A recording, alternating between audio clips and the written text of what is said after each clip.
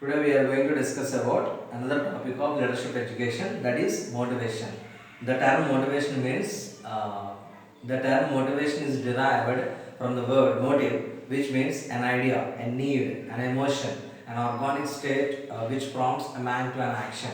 The general meaning of the motivation is the process of stimulating people to adopt a desired course of action by satisfying their needs.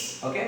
Motivation అనే వర్డ్ని తెలుగులో ప్రేరణ అంటారు. అంటే ఒక వ్యక్తి పని చేయాలంటే అతని యొక్క అవసరాలను మనం తీర్చి మనం ప్రేరేపిస్తే మనం అనుకున్నటువంటి లక్ష్యాలను మనం సాధించగలుగుతారు అని Abraham Maslow's need hierarchy theory of motivation ద్వారా మనం జనరల్ మీనింగ్ని మనం తెలుసుకోవచ్చు. సో ఈ యొక్క మోటివేషన్కి వచ్చేటికి one of the definition Scott ఇచ్చాడు.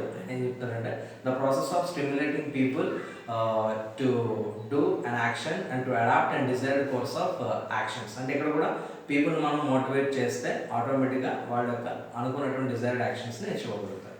సో దీనికి ఫేమస్ 3 థియరీస్ ఉన్నాయి. ఒక్కొక్క థియరీని ఒక్కొక్క వీడియోలో చూడడం జరిగింది. అందులో first theory that is Abraham Maslow's need hierarchy theory of motivation. Okay, ఈ థియరీలో అబ్రహాం మాస్లోస్ అనేటువంటి ఆయన ఒక పిరమిడ్ కాన్సెప్ట్లో నీడ్స్ని క్లాసిఫై చేయడం జరిగింది. అంటే మనిషికి అవసరాలు ఒక 5 కాన్సెప్ట్స్లో ఉంటాయి అని చెప్పడం జరిగింది. అందులో ఫస్ట్ వన్ ఏంటంటే దీన్ని మనం బాటమ్ నుంచి టాప్ చూడాలి. First one physiological needs. So physiological needs అంటే every person if you want any employment of an organisation, first of all is want to fulfilment of his basical physiological needs. That is అంటే అతను food, shelter, clothes అనేటువంటిది fulfil అయితేనే ఆర్గనైజేషన్లో ఉద్యోగం చేయడానికి అతను interest చూపిస్తాడు. After fulfilment of all these needs by the organisation, then he is expecting to fulfillment of the second category of needs, that is safety and security needs. Okay, ఆర్గనైజేషన్లో చేరాము, బాగానే మన ఫిజియోలాజికల్ నీడ్స్ అని fulfil అవుతున్నాయి. So what next అంటే కనుక ఈ ఆర్గనైజేషన్లో మనకి ఫిజికల్గా సేఫ్టీ ఉందా అంటే ఇండస్ట్రియల్ కానీ ప్రొడక్షన్ డిపార్ట్మెంట్లో కానీ ఎటువంటి అజార్డస్ సిచ్యువేషన్స్ జరగకోకుండా మనకి బాడీలీ సేఫ్టీ అనేటువంటిది ఉందా, అండ్ మనకి జాబ్ సెక్యూరిటీ అనేటువంటిది ఉందా, అంటే తీసేయకుండా మధ్యలో మనం ఉంచుతారా అనేటువంటి ఎజంప్షన్స్తో తను ఉంటాడు. అలాంటప్పుడు organisation it's have to give job security and bodily security, that is providing of safety and security methods and also providing some functional schemes and another benefits that the organization is securing for your job and bodily and promising fulfillment organization ఇవ్వాల్సి ఉంటుంది. And next point, after completion of these two fulfillment of the needs, then he is expecting social needs. Social needs అంటే ఇక్కడ ఏమంటారంటే need for belonging and acceptance. ఆర్గనైజేషన్లో నేను ఆర్గనైజేషన్లో one of the employee కింద ఉన్నానంటే తోటి ఎంప్లాయీస్తో నాకు బిలాంగింగ్నెస్ అనేటువంటిది వర్కింగ్ గ్రూప్లో కానీ కండిషన్స్లో కానీ నాకు కావాలి. నన్ను అందరూ యాక్సెప్ట్ చేసే విధానంగా ఆర్గనైజేషన్ డిజైన్ చేయాలని తను కోరుకుంటూ ఉంటుంది. సో ఆ విధంగా ఆర్గనైజేషన్ ప్రాపర్ కమ్యూనికేషన్ సిస్టమ్స్ని కానీ వర్కింగ్ గ్రూప్స్ని కానీ మనకి అరేంజ్ చేయడం ద్వారా అతను ఆ యొక్క సోషల్ నీడ్స్ని ఆర్గనైజేషన్ ఫుల్ఫిల్ చేసుకోగలుగుతాడు.